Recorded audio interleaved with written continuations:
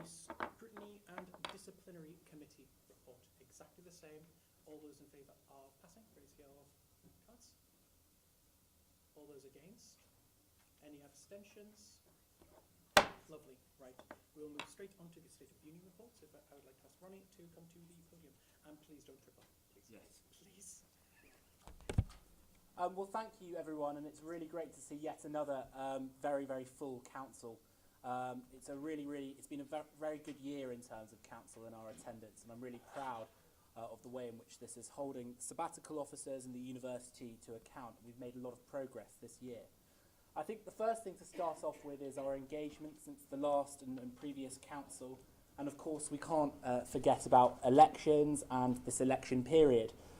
Turnout has been down, which is unfortunate, but I think when you look at that in the context of the strikes and the snow and issues around campaigning, I think that actually we can congratulate everyone that took part in these elections, be it for sabbatical officer positions or part-time officer positions. I really credit the effort, and I understand how much it takes out of each and every candidate. I'd also quite like to say a big thank you to the Courier.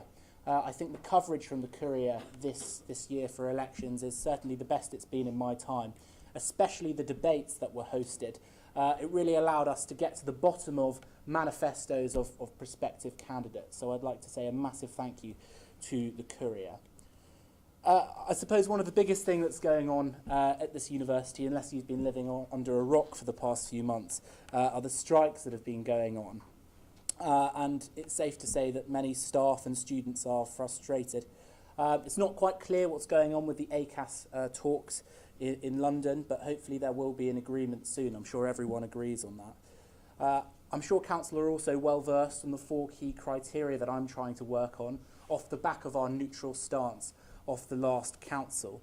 And those do relate to compensation and the reinvestment of foregone salaries from the April payroll. Just one issue to clear up that's recently come out from the TAB this afternoon, saying the university have declared that there will be no chance of compensation. Actually, when one looks in depth into the statement made by the university, it doesn't quite say that. And I just want to make the student body aware that this is something we'll continue to have conversations with if it's in the best interests of students and the university. And I think that when learning outcomes are inhibited, no matter what side of this you're on, something needs to be done for the students, and we'll be absolutely at the forefront of ensuring that that happens. I think one really nasty issue that's going to come up in the next couple of weeks will be the issues around lecturers and the definition of working to contract. A lot of lecturers, when they agreed to go on strike, said in terms of UCU agreements that they wouldn't reschedule lectures, but it appears that the university say that to be working to contract, lecturers will have to reschedule their lectures. So this will be quite a strong and possibly nasty disagreement between the UCU and the university. It's happened at Sheffield, and I think it's coming here. And I'd be very open to student opinion on that issue, because I think that if you're a lecturer and you've signed up to go on strike and you've taken the punitive actions of missing out on pay, then you've made that decision, and it seems a little unfair to be further punishing lecturers for keeping to the terms that they originally agreed to. But anyway, there have actually been some really positive things that we've been doing as a students' union over the past few weeks alongside these strikes. I've mentioned it before, but I've been working on the terms of the new St Mary's bus route, which is an issue that really came to light in Council in November. And I'm pleased to announce that students after the Easter break will be able to show their student card and be able to get the bus from Fenham Hall Drive into the city centre. So that's a really positive move, a £34,000 investment in student transport, which will make a massive difference to students that live in the cheapest accommodation on campus. I'd also like to congratulate Sarah Craggs, our Welfare and Equality Officer, who has secured a pilot for half-an-hour break times in the library. As we all know, it's 15 minutes, but that's been expanded as a pilot to 30 minutes. And look, it's not probably the biggest change you'll ever see in politics, and it won't be on the front page of the BBC or the Times. But actually, that's what council and that's what student politics is all about. It's those small changes that I know will make a big difference to a number of students. Sam Cook did point out something in the council papers this afternoon about my mention of the Daish building decant, which is a very important issue. Thousands of students and staff being relocated next year. Unfortunately, my spelling of the Daish building was incorrect, and I seem to have referenced ISIS. I didn't mean to. It has not changed its name. It is the Daish building, and I thank Sam for her characteristic high-quality analysis on that issue. But we've also been fighting some other really serious things that really affect the student experience, things like placement fee increases, 76% for home students, 400% for international students, and I think that is a really, really big issue that I'm fighting for. And of course, we're also up for a drug review, a misuse of substances policy in the next few months. And we want to ensure as a sabbatical officer team that students are treated fairly and that the university don't respond to an uplift in drug use with draconian policies, and I'm sure that that won't happen. And finally, the issue around Wellington Street and one of the motions that I'll be bringing forward later this evening, which I hope Council will back me on. I think moving on, we'll move on to Stan Calvert. We were deeply unlucky this time, Clara, in Stan Calvert, and it is unfortunate that we lost again. But I do pay testament to her organisation of the event, and in particular the fun run, which was absolutely focused on wider participation, as opposed to Northumbria's very elite focus. It did throw up a question about T-shirts and the nature of some of the T-shirts that we have at Stan Calvert, and I'd be quite interested in hearing perhaps Council's views on whether or not we should be less adventurous about what's on the back of T-shirts. But I think if Student Council feel that is part of the heritage of the event, I think that could be an interesting discussion to have. Finally, I want to talk about union development. As we know, we're going through the strategic review of the Students' Union, and myself and the sabbatical officer team went on a sabbatical officer road trip. And I hope that you guys don't get too jealous already. We went to Leeds, Manchester and Sheffield, and it was actually great to see 3 institutions where the Students' Union really is both a social hub and a real commercial hub of the campus. And I think there are a few things that we can really learn from those institutions so we can benefit the Students' Union as much as possible. But all in all, I think it's been a difficult start to 2018 for many staff and students. But I like to think that the student body believe that we're working in their best interests, and I think coming into March we've made some really good tangible progress. Thank you. Thank you very much. That is now to be taken to a vote. So if everyone has their little orange cards, all those who wish to pass the State of the Union report, could you raise your cards? If anyone against? Any abstentions? No. That has passed. Right, now to passing the block of general reports and updates and mandates. That's a U exec, societies, education, media, community, welfare, volunteering and halls execs. I made a mistake in trying to read all those out in one breath. So if, again, those who would like to pass this could raise the cards. Anyone against? Any abstentions? Lovely, that has passed. So now we will move to the, I've got to get out of the chair.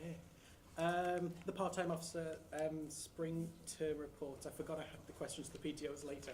So if, again, these reports are in the council documents, I assume you have all read the council documents.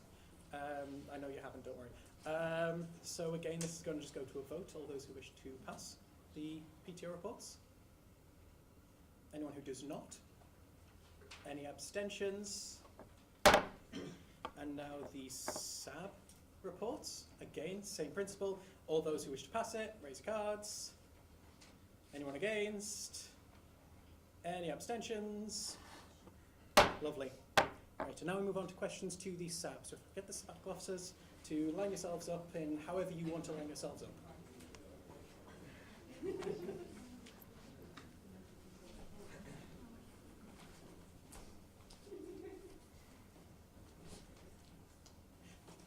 ahead and introduce yourselves and wait for the questions. I'm Ronnie Reid, I'm President of the Students' Union. I'm Sarah Craigswell, from the Policy Officer. I'm Rowan South, I'm the Education Officer. Rebecca Bainbridge, Activities Officer. Laura T, Athletics Union Officer. Does anyone have any questions? I'm going to have to stand up to try and see you. There is a question. Yeah, I have a question for Ronnie. Oh, great. No, what? It's about the bus. Yes. I know I'm very invested in Yes. this bus. Is it all the time people can show their smart card? Is it during the week? Or? Sorry, that's a very important point. It is 8 till 8 every day. Okay. So students will have to pay for taxis into town. Yeah. But if we're looking at trying to deal with barriers stopping students from getting to day-to-day, daytime activities, i.e. sport, or lectures or seminars or the library, I think that this policy will really tackle that. So 8 till 8. The week? Just Monday to Friday? Saturday, cool. Monday to Sunday. Yeah. Does anyone else have any other questions? Oh, I'm going to stand up to pay. No, going once, going twice. You can sit yourselves down. And I'm just, actually you, Rowan, you should probably just stay here because now it's questions to the PTO. So if I could ask the rest of us to line yourselves up in front.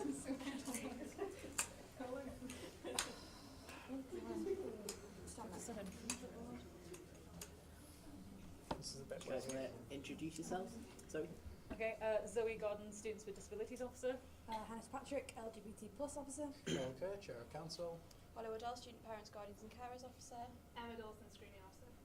Any questions? I'll take that as a no. We'll have Yes. one. Oh, wait. Sorry, continue. Okay, Ronnie. One for actually each of them, very quick answers. So, as we're aware, there will be some PTA positions that will be unfilled as a result of these elections. What do you think of a possible proposal where unfilled positions, in that process where they haven't been unfilled, would possibly be taken up by presidents of societies that represent those marginalised groups? Oh. You go first. I think that is a bad idea. Simply because being president, I was president of LGBT, it was horrible and it was a lot of work and it was stressful. And I think, especially if you're in a group all the time, giving them an extra role to that they haven't volunteered for necessarily is too much to ask for the Liberation SOC. If I might, gotta love throwing a good compromise in here. As president of DANSOC and involved in several other liberations, my suggestion would be definitely pitch it to those societies though.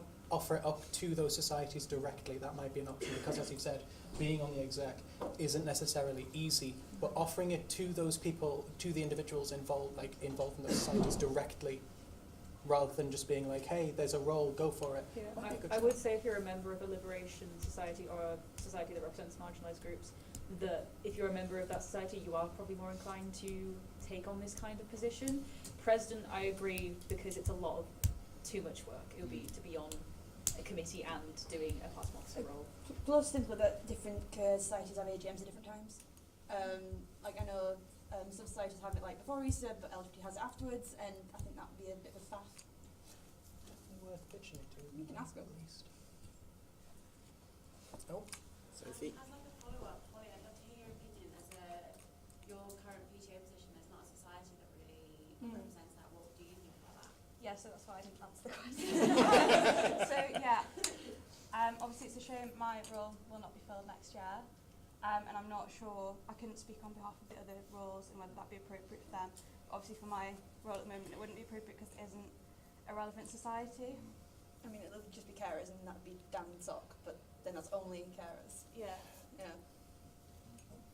What about for the roles that, for example, I know Zoe's role hasn't been filled next year, but what if candidates who now realise that part-time role hasn't been filled actually want to come forward to go for that role? Can I answer that? Yeah.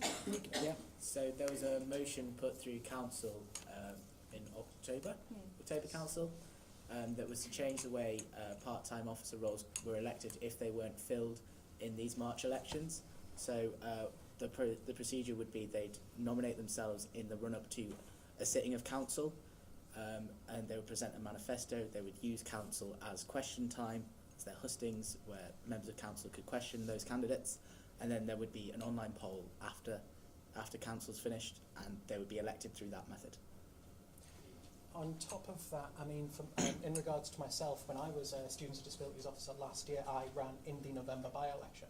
Like, I was initially going to go for it in the summer, but didn't know if I had my master's secured. So there is always the by-election. It does leave a few months without that role filled, of course, but that is always an There's option. no longer a by-election. Yeah, so There's no longer by-election at all. this has removed the by-election, so Some of basically there's a by-election every month, Right. just so we can get the roles filled as quickly as possible. Those roles will be filled, I'm sure. Any other questions? You gotta bang the hammer. Yes, I can sit down again.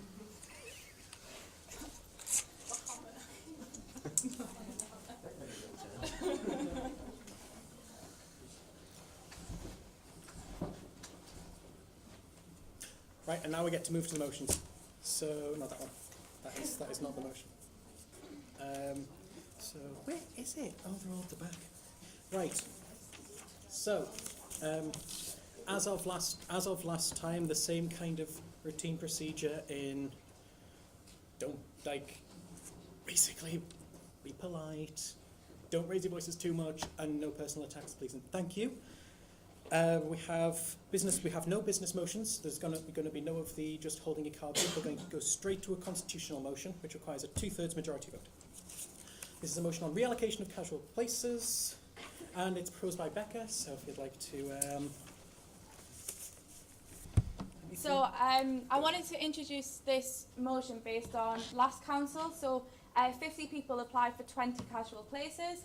So obviously there was 30 people who were perhaps disappointed that they didn't get a place. However, 4 people didn't show up for those casual places, meaning like votes could have been swung either way. I'm of the opinion that we should have full representation.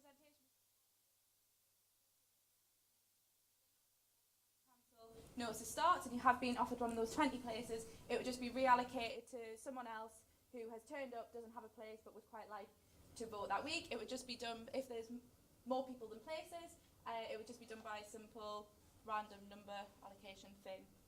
Yeah, technology, that kind of thing. I think that's, yeah, Fab, that's lovely. it.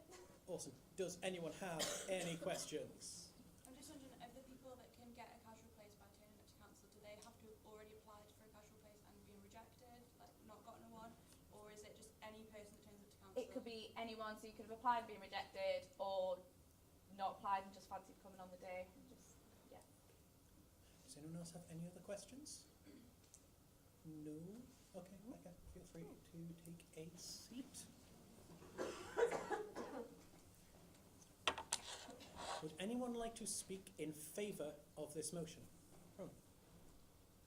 Yes, so student council, we want it to be as representative as possible. If there's empty places, that means there's less representation. So it's really important to get as many people involved with council as possible. I think this motion really helps us get that. Lovely, thank you. Would anyone like to speak against this motion? No. Anyone else for? Anyone else against? No. So we will take that to a vote. I am going to.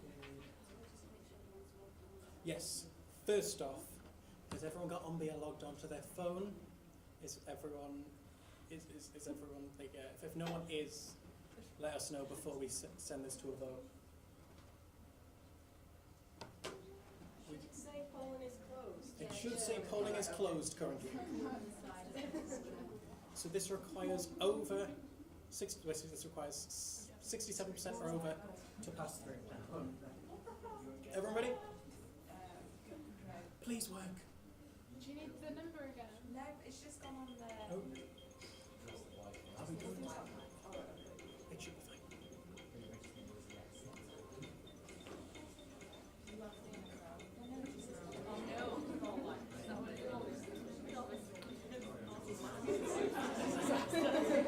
This will be a meeting by the time I have an idea for what I wasn't worried about. Wouldn't worry anymore.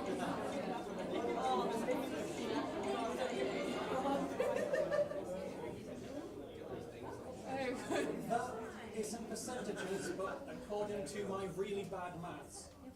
1 second, I'm going to take That looks like it passed to me. On ours it's 9.9. Yeah, so it looks like that one's passed. Lovely. You can tell I'm an art student, can't you?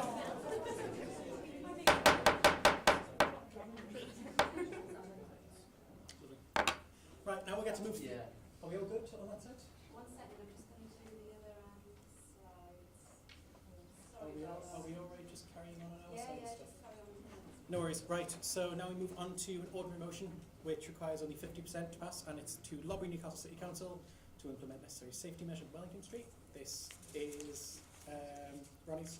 I'm sorry, I just require You want that on? No bother. We can wait.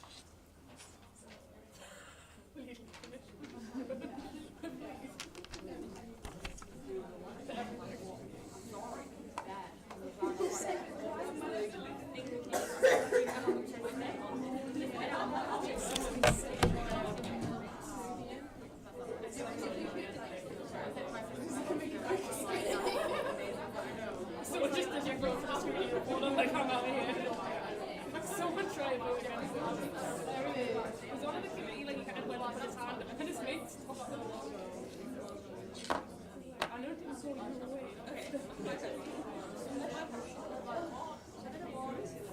Thank you, Kay. All right, guys. No worries. Ready? Great. Ronnie, off you go. So, for many of you guys that have been over to the newer side of campus, where the business school is and where the urban sciences building, I'm sure you have all witnessed a real crisis of student safety. And I am, of course, talking about Wellington Street.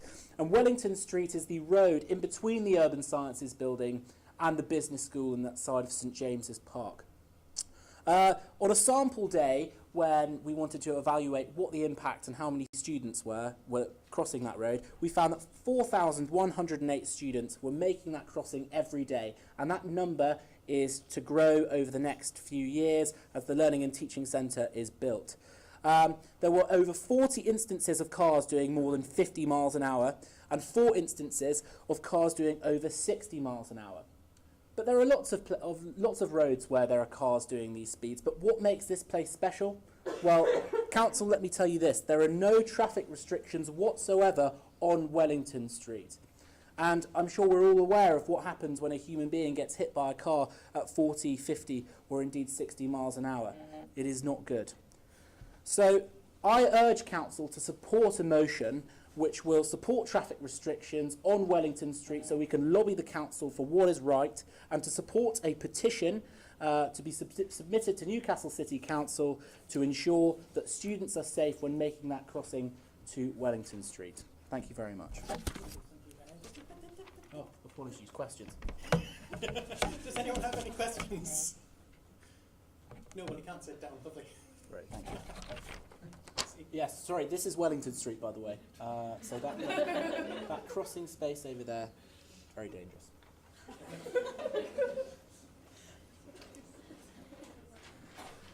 Well then, would anyone like to speak in favour of this motion? Ava? I'm Ava, I'm on the media exec, I'm head of production for NUTV.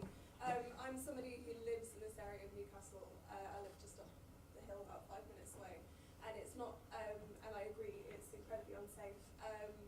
Not necessarily just in terms of roads, but the building site in general just makes it incredibly unsafe to be around, especially at night.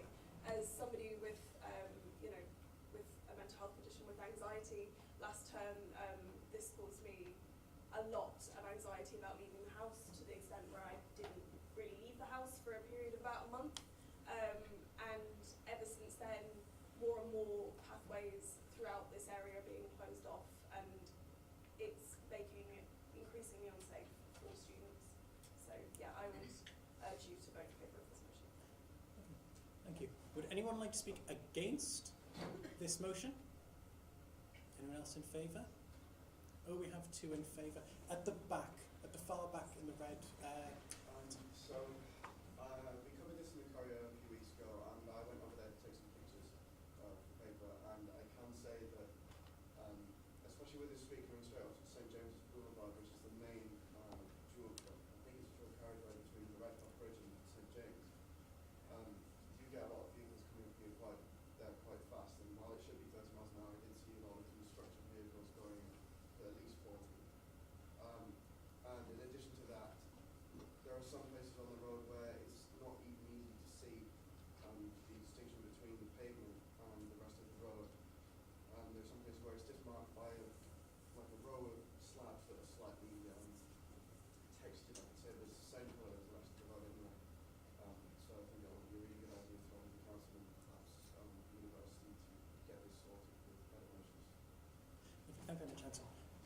like to speak against? No? In which case we will go to a vote. Everyone grab your phones. Make sure they're all working. If anyone's isn't working, let us know. Are you ready on that? And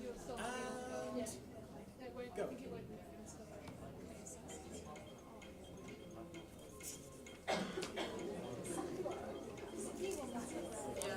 I'm in the corner.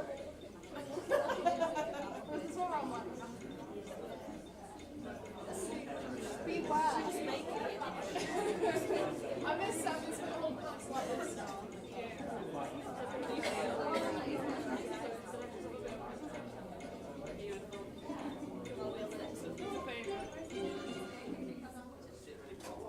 Well, that motion has passed.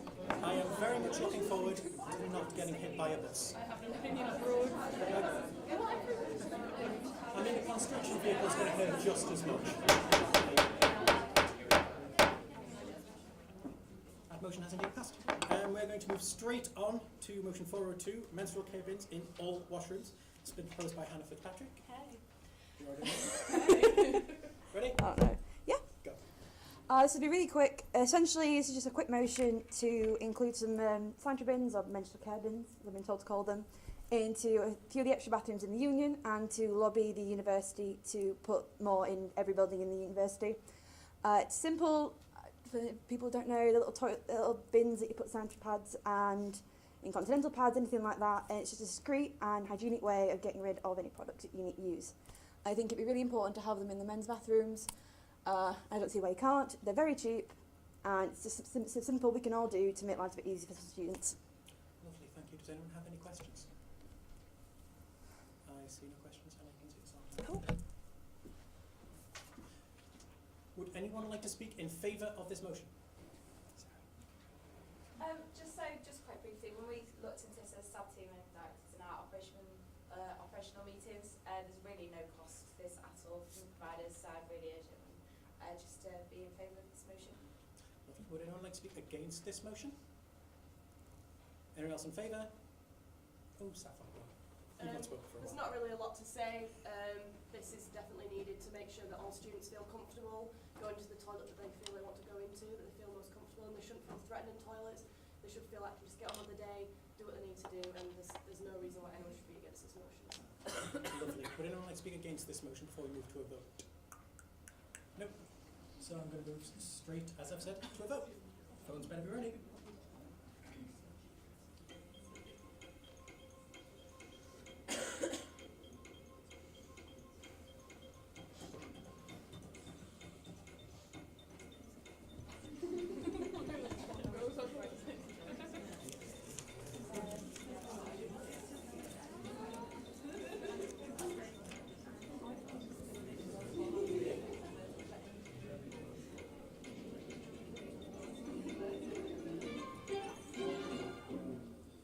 And that motion has passed with flying colours. It's nice to see 100% every so often.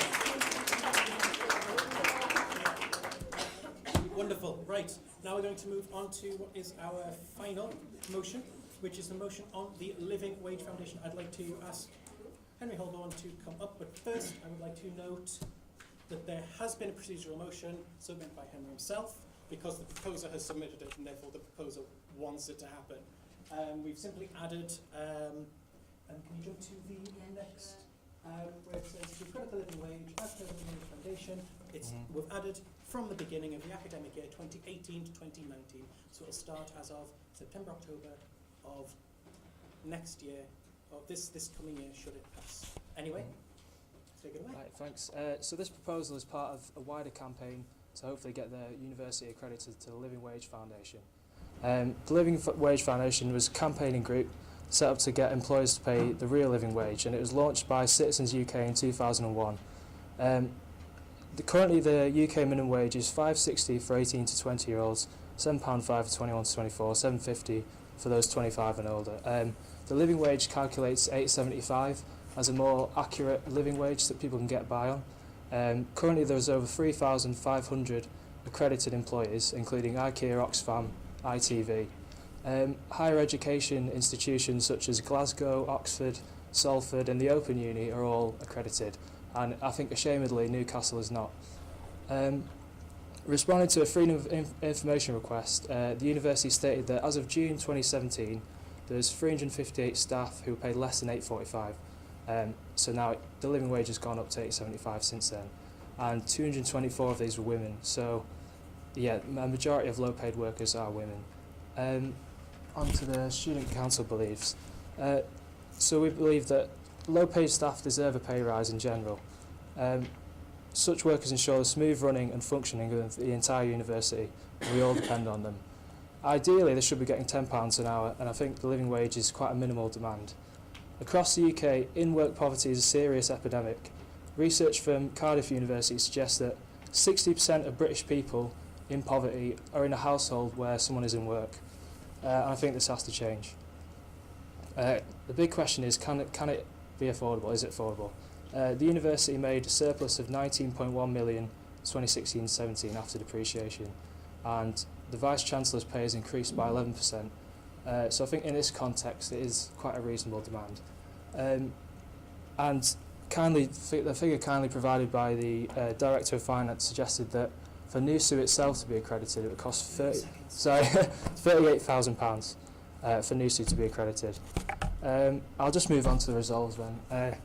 So Resolve 1 is to mandate NUSU, so this institution, to accredit to the living wage. And I've added the time limit of September 2018 because I feel like that gives it enough time for planning and proposals to get in place. The second resolve is to lobby the Vice-Chancellor and the Executive Board to credit the entire uni to the Living Wage Foundation. So that means emails and other methods. And finally, to consult with workers, trade unions, political representatives, students, staff, to bring about a big campaign. Yeah, thank you. Does anyone have any questions?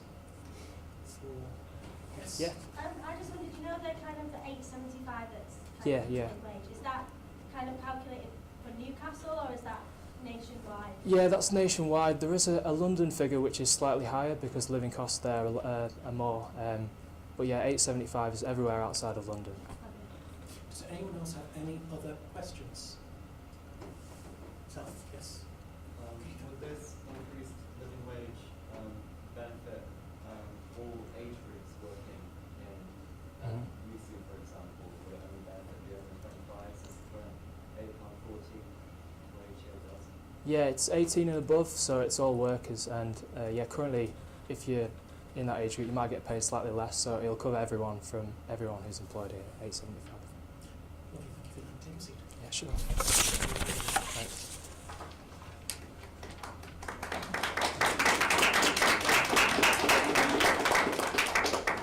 Would anyone like to speak in favour of this motion? Yourself, yes. Just very quickly, I'd just like to say, you've got to think about the wider political context of what this accreditation for the Living Wage Foundation will do. This is one of the biggest employers in the North East, and the SU is the student body supposed to represent the student voice. If we continue not to pay living wage, then that has to be our principle before it leaves. We have to take how much we pay our workers as seriously as anything else. And I think there's no reason why we can't do it SU first without lobbying the university. I think Manchester's done it, Cardiff's done it, other SUs have done it successfully. This is, in many cases, we're talking about a couple of pence per hour, which is, you don't have to take my word for it. Take the word of all the workers we've spoken to tell you just how much that would mean. People who struggle to afford the bus to get here, to clean the sewer on less than living wage. I think it's quite honestly a meagre proposal, and counter arguments may say that it's difficult to implement, not fiscally solvent. All of those taken into account, we should adjust our budgeting to make sure that we can pay workers, decent staff first before thinking about anything like overheads and profits. That should be the baseline message we're setting to achieve. Thanks. Anyone speak against this motion? I'm very hesitant to use the term speaking against this motion because I firmly agree that we should implement a living wage at the university level. The university is the fourth biggest employer in the North East, and as the point is very articulately made, it has seen a £19.1 million surplus last year. But I would just like to make Council aware of Resolves 1 and make the argument as to why I don't feel the Students' Union could afford to implement this in the time scale that has been quoted, and the proposers are well aware of the details that I've provided around this. Last year the Students' Union, well this year the Students' Union is forecasting a surplus of £20,000. That means the profit that we are going to be making. And Paula Park, our Director of Finance, has costed it all up to be able to implement the living wage in the year 2018-2019. And that figure is at £38,000, a figure that was quoted by the proposer. So that would leave us in a position in which the union are £18,000 in debt, and I think that would be a bad situation to be in. But not only that, it would mean that we wouldn't be able to comply with the Charity Commission, who regulate us as a charity. Now, my role as president is, of course, first and foremost to represent the students and create a great environment in Newcastle University. But I also have a legal position to make this a solvent organisation in the context of charity law. And taking decisions that we know will drive us into deficit is not the right thing to do.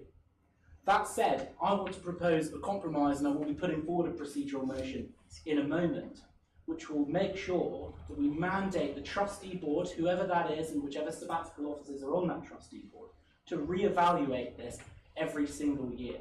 And the risk of this current motion going through is that in June we would find out that we'd be £18,000 in debt, we would say no, and this motion would no longer mandate the trustee board. So actually my procedural motion, which I seek to put through and I will be presenting in more detail, would deal with that issue and ensure that this is a long-term strategy for the Students' Union to complement the long-term strategy of the university in trying to implement the living wage. Right, so as of that, when you would like to propose the procedure, do you have? Well, can I just make a point of Oh, information? of course you can. Hello, hi, Lindsay, I'm Director of Membership Services here, so I'm not Director of Finance, so I've got the figures here from Paula. Just really point of information for something that Ronnie said. He mentioned the word profit. Obviously, as a charity, we don't make a profit. We have a reserves policy, so just information. So we're forecasting, hopefully, to have a £20,000 surplus going into next year. We have small reserves. We've recently just come out of debt, a lot of debt, unfortunately. And our reserves policy at the minute is to try and put about £60,000 into reserves. Ideally, we should have, I don't actually know the ideal figure for our reserves, but something a lot more reserves, hundreds of thousands of reserves from an organisation outside. So it's not profit, it is to go into that reserves pot when we have a bad year or when something unexpected happens, and try should really have some kind of reserves. Lovely. Do you have a version of that procedural motion somewhere? Yes. Would it be possible to go over to Kay and get it typed up on the screen? Yes, that's okay. Oh, sorry. Could you read out a version? Yeah. So, this procedural motion would be to mandate the trustee board to annually reevaluate the feasibility or implementation of the real accredited living wage. So that would replace Resolves 1, am I correct? Okay. So I would like to ask the proposer, would you like to accept this or no? No, that is absolutely fine. In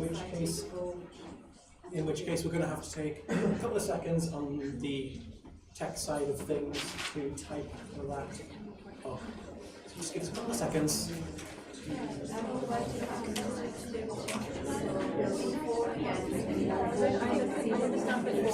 It's absolutely fine.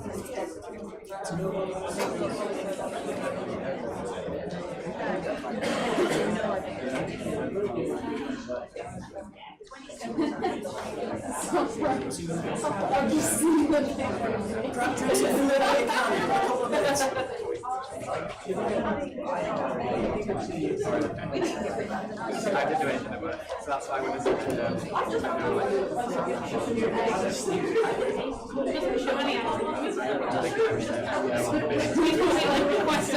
If you want to shout out, let us know. You have to tell them.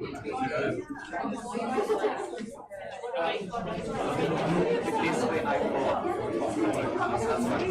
I'll come out the time.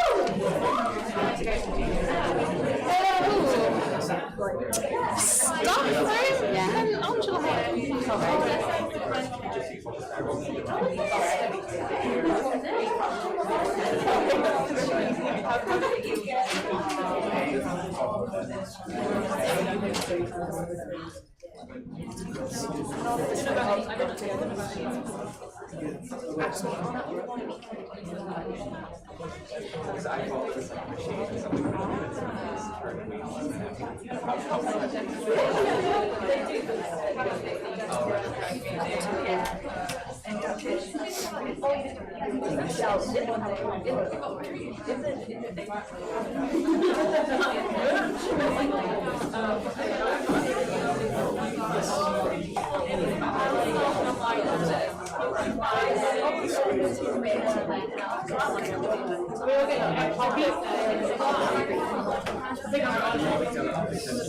I don't want you thinking that I meant So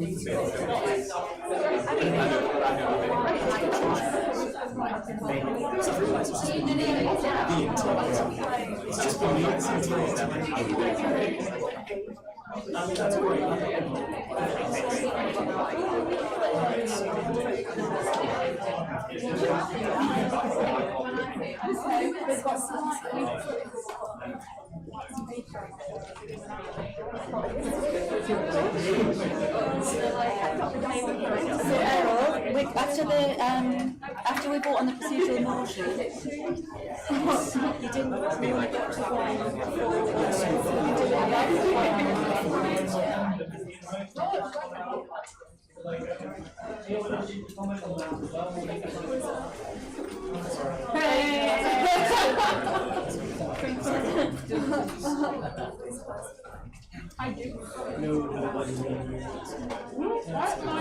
Yeah, why are you going to because I'm famous.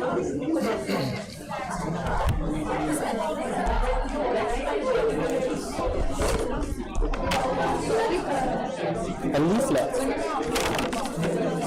About what? About my motion. Oh, okay.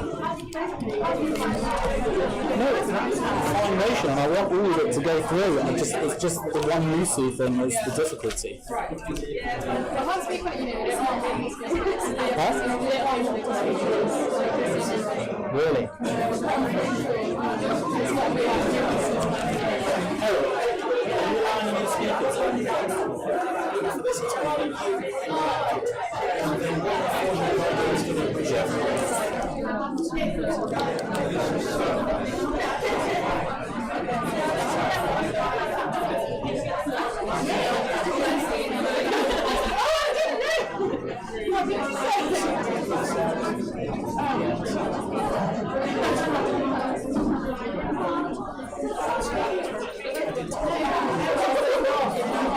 That should have been on the motion. It should be given on the motion. I didn't know that.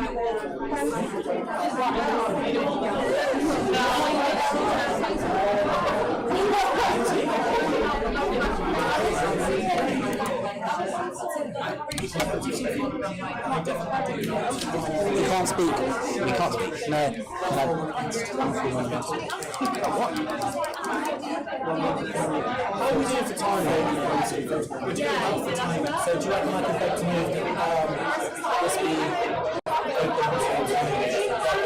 that this be because it's not fair. Because then you get more than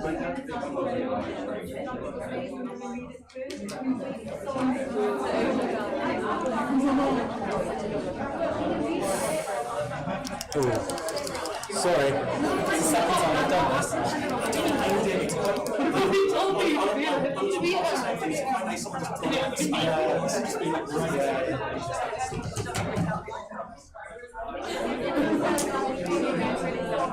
I'd make like a choice of memes for that. They launched the girl that seen the book was like how they just run all over together.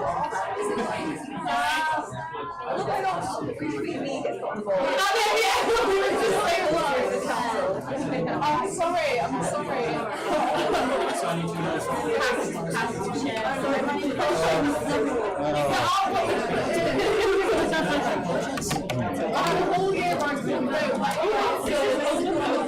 This is my movie.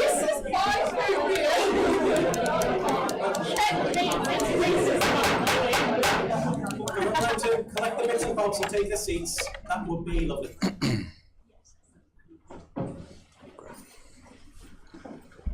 Right, so first off, obviously procedural motion. This will, when we get to it, it's by a simple majority. So if it gets over 50%, it will go through and the resolves one will change. Currently I'm allowing for Ronnie and Henry to speak in that order. Obviously the proposer of the motion, the procedural and the actual motion. We'll see where it goes from there, considering we've still got a fair bit of time. You've got 2 minutes, Ronnie. Go. Fantastic. Well, first of all, thank you very much, Henry and Harrison, for a very well-researched proposal. And as I said before, I agree with every principle there, apart from Resolves 1. And in this presentation, I do want to say why I feel that in financial reality this would be unimplementable, before going on to say that this procedural motion actually makes it a better motion and secures our long-term commitment to implementing the living wage, so it would be a positive thing to do.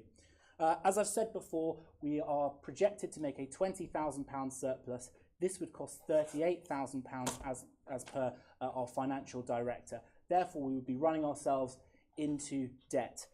Those surpluses are really important to us because we need to reinvest them into our reserves as per the Charity Commission guidelines. And those reserves should go up to about £300,000 because that allows redundancy plans if the organisation were to go into a dark financial place. I think that each and every one of you should back this procedural motion because it would ensure that we lobby the university to implement a living wage as the 4th biggest employer in the North East, whilst also creating a long-term strategy, which means that every single year this policy will be re-evaluated. The current state of this motion means that in June this will be brought to the trustee board and it will be rejected, and there will be no council motion to protect it and to ensure that it's brought up again. In June this will be brought up, it will probably be rejected, but we will ensure that every single year it's brought up. So all in all, I think that this is a positive financial decision in the context of our finances, and it also ensures that it commits our long-term strategy as NUSU to implementing the accredited living wage. Thank you. Thank you very much. Henry? I have no questions. No, it's just straight to...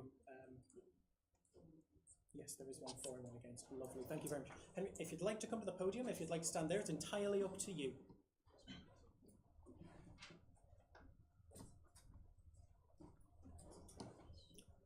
And go. First of all, I'd like to thank Ronnie for approaching with talks, and I specifically did make a time frame on it to start in September to make it more realistic. And I think this is achievable financially. Why is that? Because the uni made an 11.1 million surplus, and the block grant could be increased by the university by a meagre £38,000. You made the point about the Board of Trustees. You said if it goes through in May, the trustees will vote on it. That is a responsibility of the trustees, and if they don't accept a democratic vote of council, then that kind of, I think, undermines their authority. I just worry with this amendment that it's not really promising anything.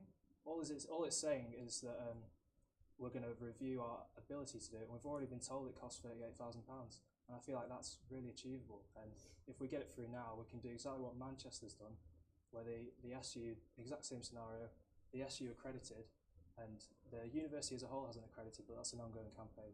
So I'd really urge everyone to keep it as it is, and keep it. Thank you. Lovely. Thank you very much. I have been informed that we can allow for one more speaker for, one more speaker against before we come to a vote. So, if anyone would like to speak in favour of this procedural motion, Ron. Just a few points. So, Paul's estimate for £8,000, that's a very conservative estimate of what this would cost our institution. So that would be to just raise the people who are on the lowest band of pay to the living wage.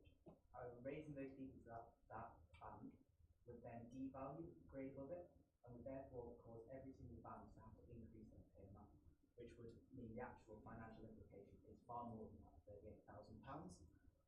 We as sabbatical officers, we're elected to represent students, but we're also elected as trustees of the Students' Union, which means that it's first and foremost our responsibility to look after the financial stability of this union, and it's our collective view, the view of the directors, and it will be the view of the trustees, the external trustees, unfortunately, that this motion would be dangerous for the financial stability of NUSU.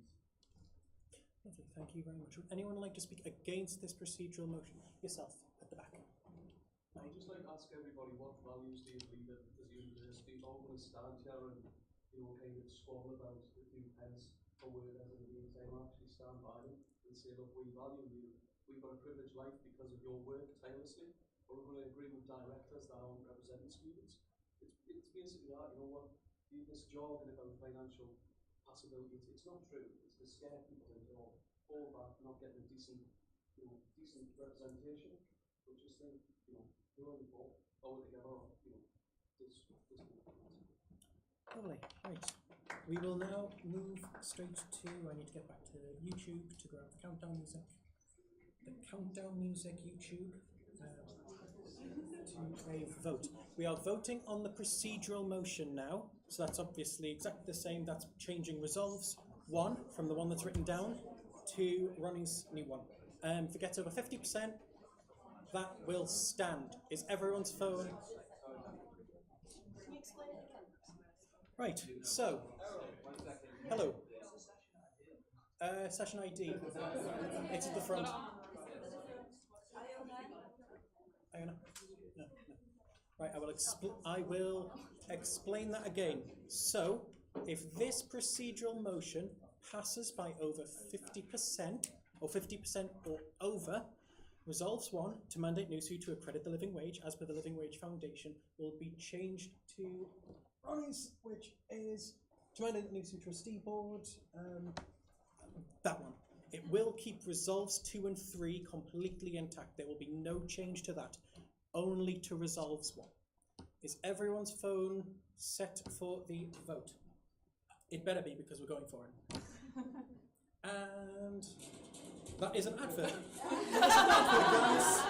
This is the problem with using YouTube. And go. It was Pacific Rim, like it was half decent.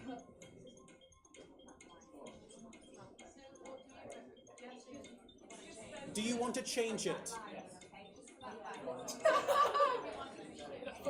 I mean, evidently. For yourself.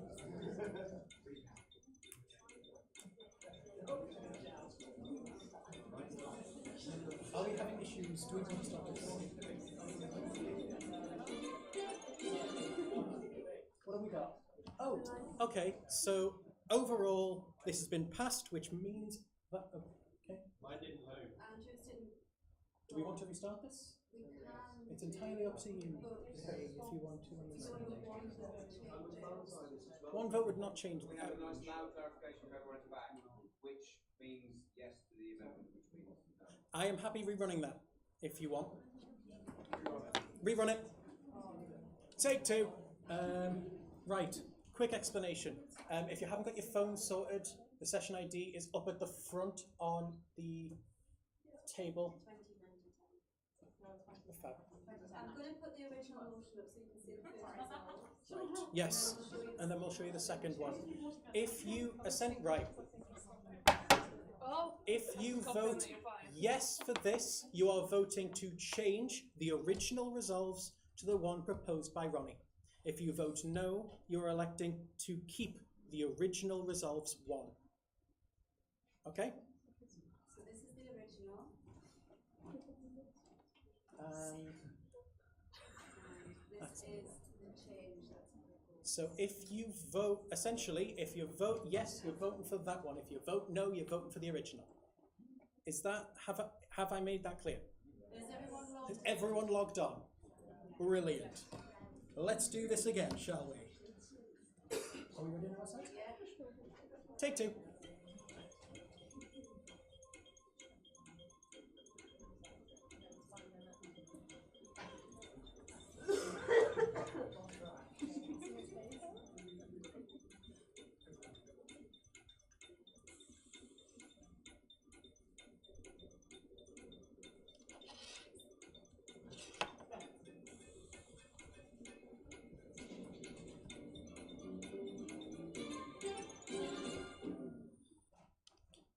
That has passed. passed, which means that resolves 1 in this motion has been changed to the procedural motion given by Ronnie. No worries. We still got like 45 minutes before. Can I make a friendly amendment? It's accredited as spelled wrong. Oh no! But if it's friendly, because it's just a spelling mistake, we can just do it. No worries. No, we can change that. Sorry, I'm right in front of your camera.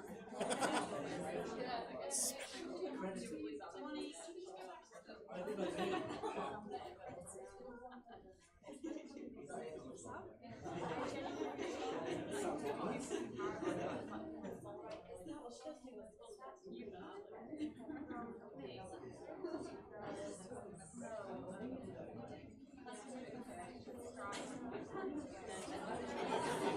don't know. Have to ask Errol. Does it need voting on? Because it's not. The motion still needs. No. The change. No, because I just changed the word. Yeah, the spelling. It's fine, everyone. It's all spelled right now. It was just we took a day out of it. It was just a spelling mistake. We don't need to edit that. Like, we're So we can do 1 for, 1 against for this motion. Right. And then vote on Lovely. it. Okay. So because we had 1 for and 1 against before, we still have 1 for and 1 against for this motion here. Would anyone like to speak in favour of this motion still? The back, yes. So, I also don't understand why anyone would be against it. Like, these are people that are less than the living wage. Like, I don't get why it doesn't matter to the people on top. I don't think that small amount makes that much of a difference, like everyone else says. I think if you're higher up, it doesn't make a difference to you. But I think for people that need it, it does. So I was quite surprised, but I respect different people's opinions. I am in favour of it, but yeah. Lovely, thank you, Milan. Would anyone like to speak against this motion? No. Then we'll go to a vote, and hopefully this one is. Is everyone's phone working this time? Yes. This is another 50%. If you again, this is just to pass this motion. Are we already on our side? Yeah, as long as people know what they're voting on now. Does everyone know that this is a 50% and yes, pass this motion? Good. Are we ready? My phone is ready.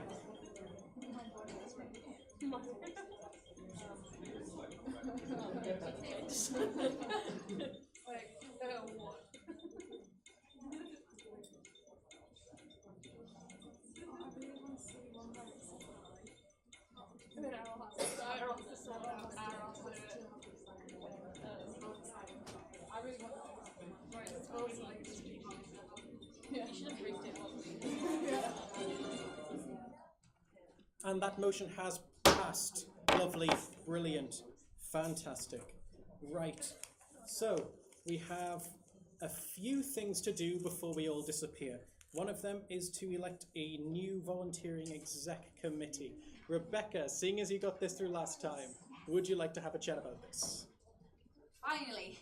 We've been waiting all year to do this. So we finally got the motion sorted to change the membership at the last council.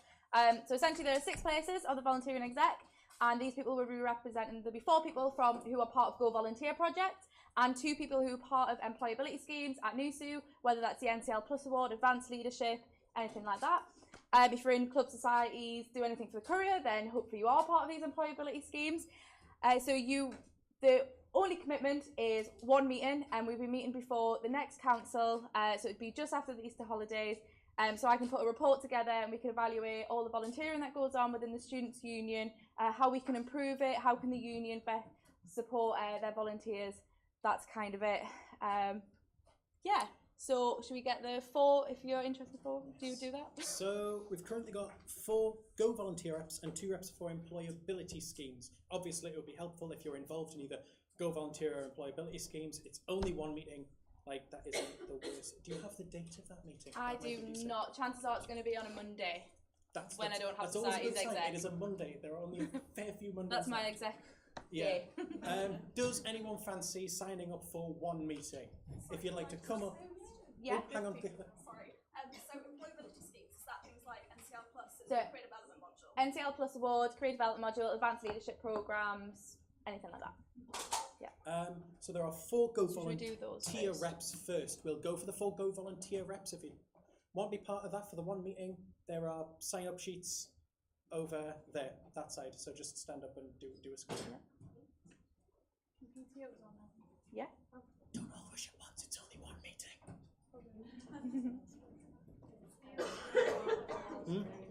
Yes. So if you're part of a Go Volunteer project, please.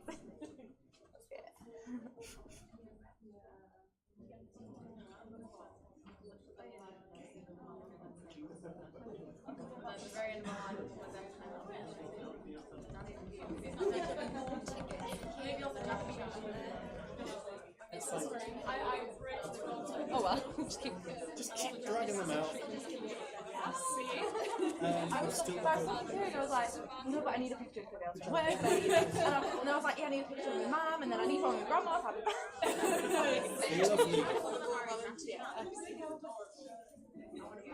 felt really bad. The one who's like with the ball, the language one, the 2 boys on the end and Do we have anyone else who wants to?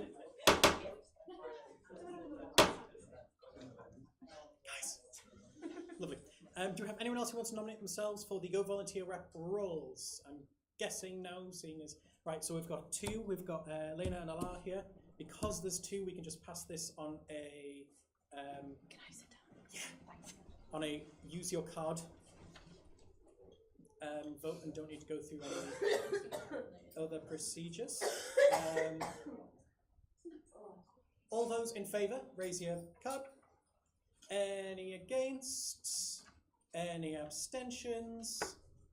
Right, so that's you 2 on volunteering exec for the one meeting. So we've now got reps for employability schemes. Again, if you want to be part of that one meeting, there are sign-up sheets over there. Oh! Hang on, let me go film it. Let me.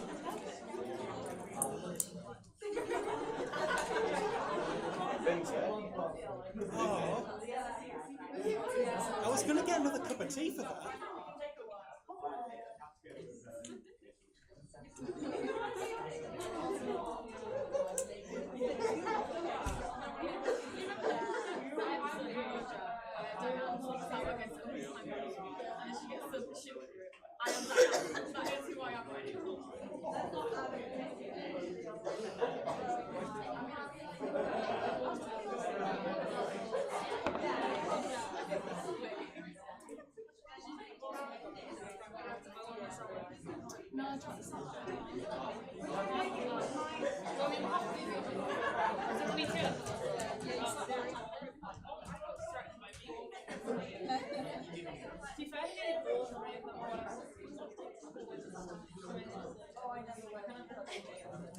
Lovely. How many are there? 2 for 2. Oh, brilliant. Great.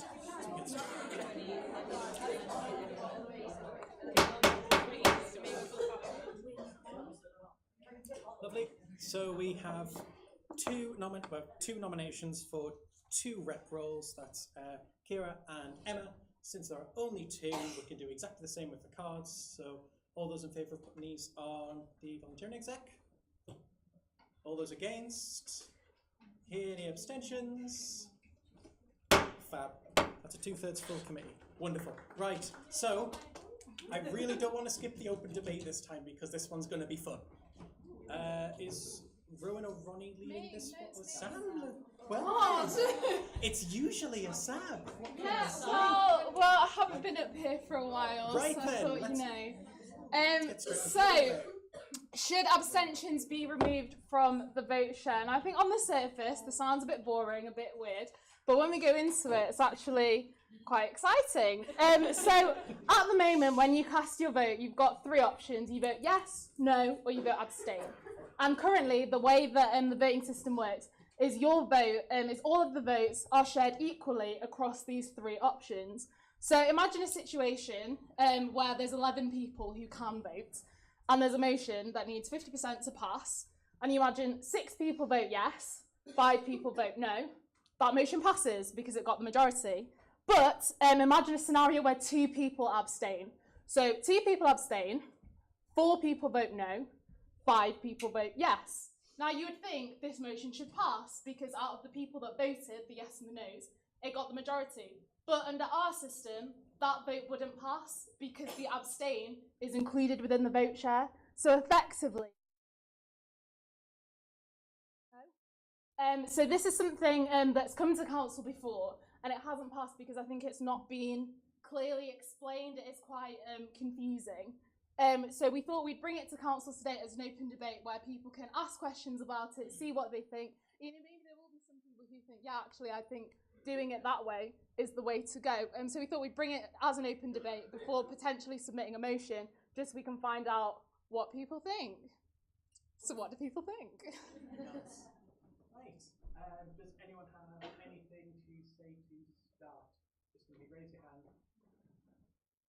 Yeah, I think it's kind of, as you say, it's really key to like remove it. Because the whole point of an abstention is to reflect the fact that you may not be for or against it. It's reflecting that subtleties and arguments where you may be indecisive, you may appreciate the points for and against, but you don't want to commit. And if it's essentially being a no, then what's the point of abstaining? It just defeats the purpose of it really if it is to be included. Any points?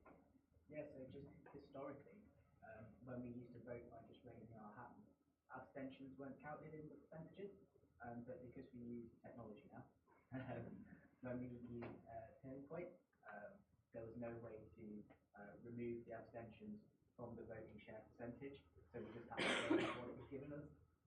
With Omvia, the new system, we believe there is the potential to remove those abstentions and calculate the percentages the way we used to when it was just raising a hand. Yes. I'd just like to make another point that if this were to become a motion, it wouldn't be to actually remove the option to abstain. I don't think I said that at the start. It would just be to remove it from the percentages. I think it actually gives you more power now to actually say, no, I don't want my vote to count for yes and I don't want it to count for no, because currently it does count for no. What we will still have to do is record how many people do abstain, because it's in the standing orders that if more people abstain than vote either yes or no, the motion comes back at the next council. Because if everyone's confused, we can't pass it and we can't not pass it, so we just have to talk about it again. Just thought I'd make that clear. So people would still be able to abstain, it just wouldn't count. The only percentages that would count would be the yes and the no. I think it's Sandy. Council really well. I wonder why. I'd like to say that I think that I agree that's a really important clarification, because often people use abstention as a form of voting. So, for example, in Australia, you have to vote, and your abstention is saying, oh, I don't think either of these things are right. And especially when it comes to voting for exec committees, particularly at the beginning of the year, obviously that kind of is very important that it's still included, but I do think it is important that we also maybe take it out from actually counting yes and no. Like you say, at the moment, currently it's discriminatory against the motion rather than being neutral. Is anyone else?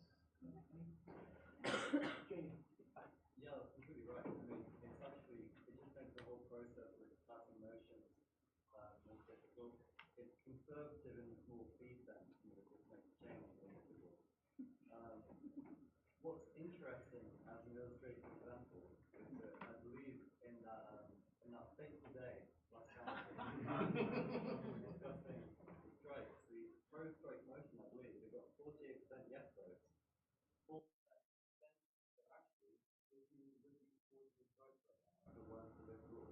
that's an illustrative example to show really quite how absurd the current system is, and also would argue we should be for it. Fair enough.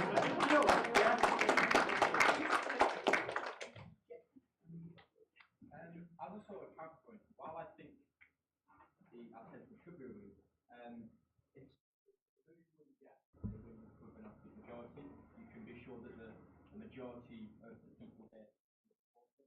So, the example you've given, even though a motion would be passed, it would be like a minority win.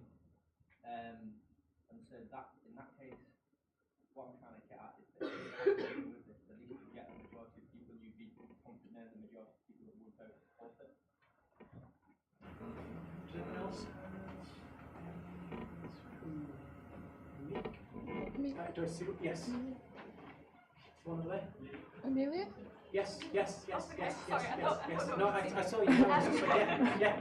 Just to kind of come back on what Jamie said, I've been to every council since I've but I regularly abstain on things. And that isn't a passive abstention, that's an active abstention. And I think that it's really important that that is taken into the vote count.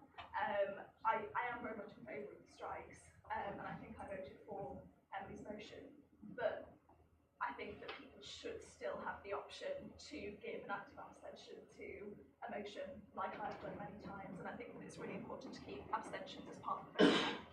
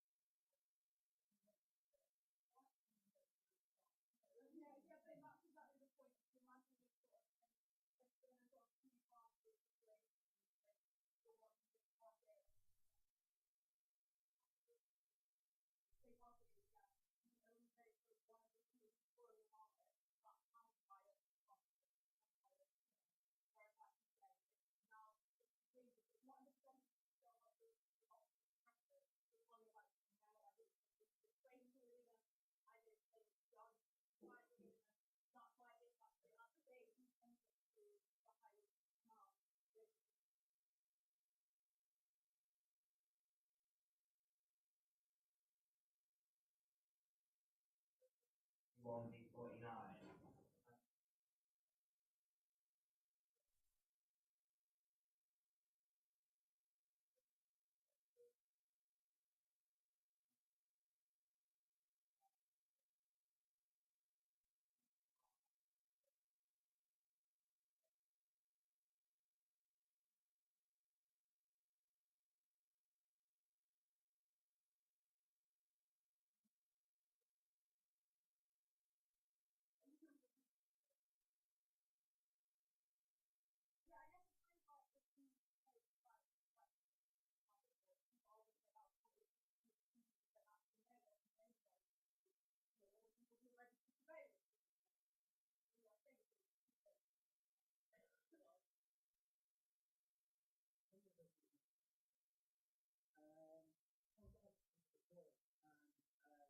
Obviously, without that all, that's an opportunity to be and that's that all the fabrication. Some people are saying that's still going to be very expensive. And again, I'm saying because of the fact that that's just the same information from the back.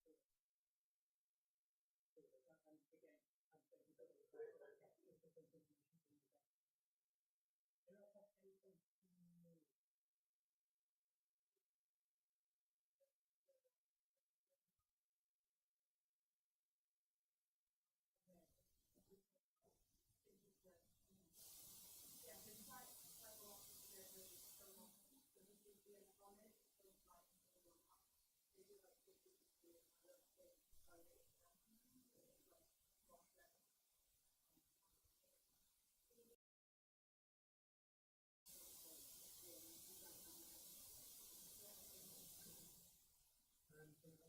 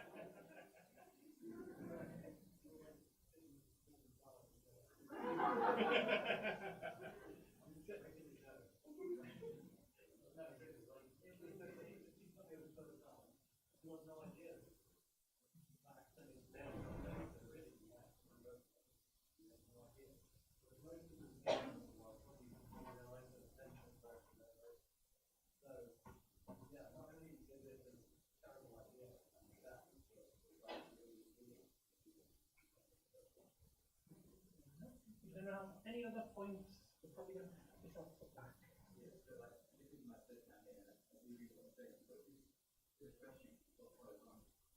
As well as saying, the previous way is associated attention to reducing the thing, and then whether they're going to make it to that attention now, not finish the way it was. Yeah, what happened is when it went from doing a show of hands to doing the turning points, but we used to use the one day we can't vote for the because they pressed the button. That sort of accidentally happened. So that you had 3 options, and it just assumed, okay, there's 3 things, you want to know who voted what, we'll just split it evenly. I'm not sure if it was possible. Was it possible to remove it? No, it wasn't even possible to remove it. But there have been motions to.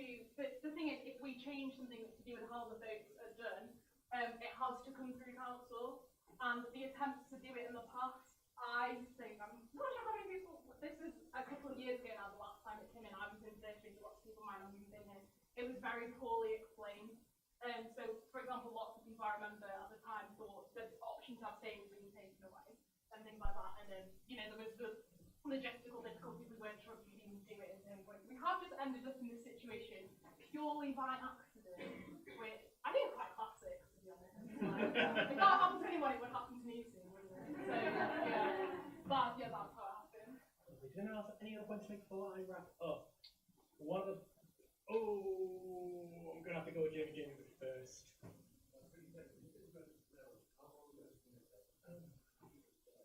However long we had turning point. Turning point. Turning point has been here since I was here 5 years back, so it's been here for a while. Yeah, go on. So just to sum up what we've heard today, it seems like there obviously is an appetite for us to have this motion for us to change the system.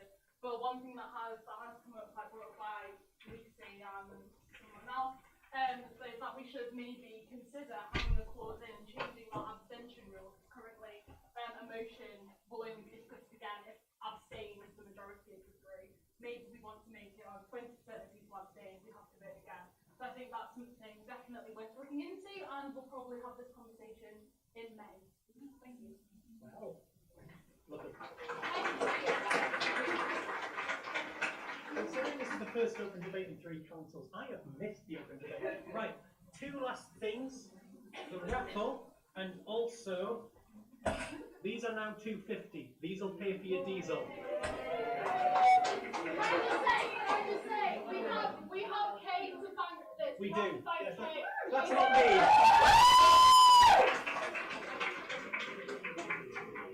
Right, nice and quick. Hang on. What are you doing? I thought there were scripts. Alright guys, raffle! I know there are more in here than there should be, but why not? 541. 541? Has anyone got that? No? Next? I don't have 560. I know! I don't get a choice. No? Anyone 560? No. There are singular tickets. Hang on, I'll try. Have we got long? Have we each got strips or singulars? Singulars. That's a nightmare. 638. 638. Anyone? No? 546.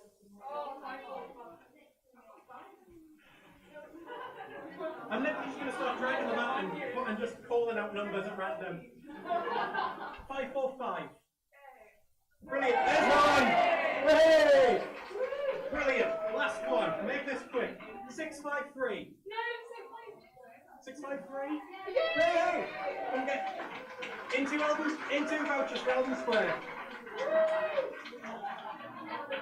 Here we go. Can I just say, Yes.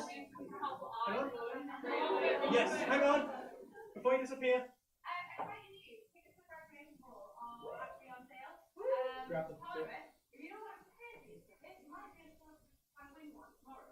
So the Phoenix Friday Chocolate Factory, so there are 5 golden tickets on the kids around passes, like all over tomorrow. If you find one, bring it to actually got. It's not actually a ticket, it's Big Brown Galaxy wrapped in one wrap ticket, they are quite big. And we get chocolate bar and free tickets for our Everyone enjoy your Easter egg.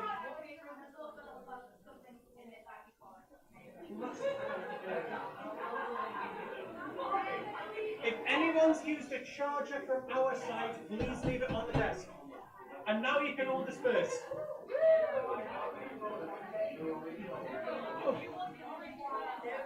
The orange cards, put them on that table as you leave. I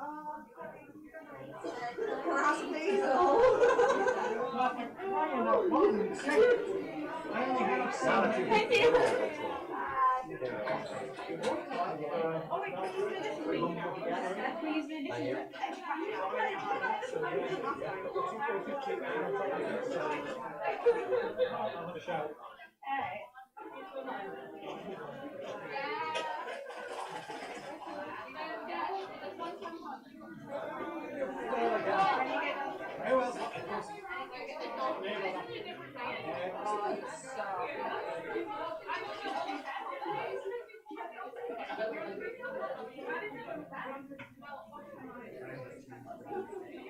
Diesel, anyone? 2 pump? If there's any spare, you'll know. You'll know. I noticed again. I've only got 3. There are 3 left. There are 2 left. I've got 1 left. Oh, that's not okay. I don't know. Because we're only getting so many. We're only getting nice to win. As in I went. I know that didn't go precisely how you went, but it's something. Yeah. And it's, I'm happy with that. It's something you can make that.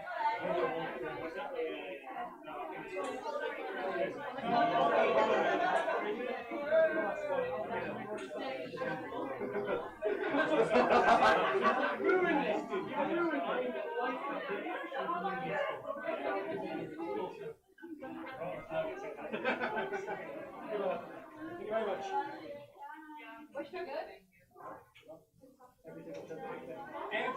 Every single token's gone.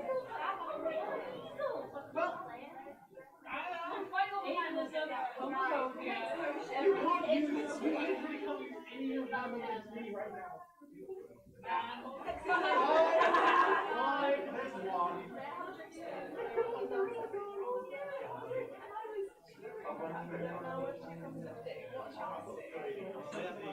There's 1.